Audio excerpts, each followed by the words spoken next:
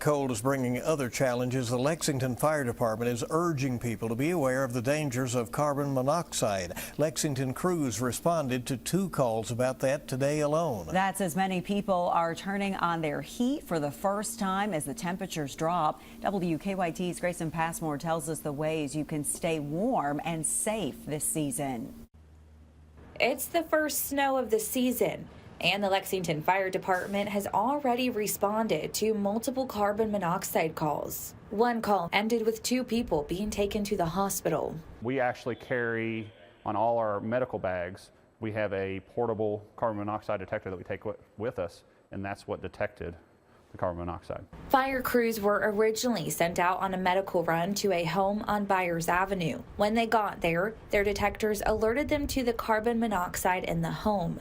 The department responded to another CO call just after 5.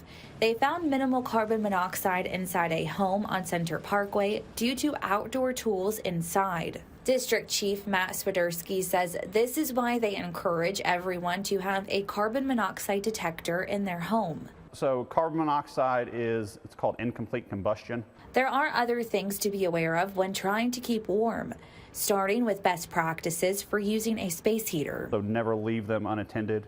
So if you're going to sleep, unplug it, turn it off. If you're leaving the room, make sure to turn it off and make sure that we have 3 feet of clearance around there of anything that's flammable.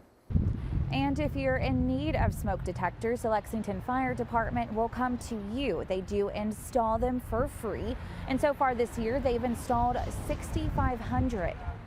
We'll go door to door in neighborhoods. If anybody wants them installed or checked, we'll do that. In Lexington, Grayson Passmore, WKYT. Crews say the most common call that they get this time of year is from people turning their furnaces on for the first time. They say there can sometimes be an odd smell like something is burning, but that is common. If you are worried, though, they say call them and they will come and check it out for you.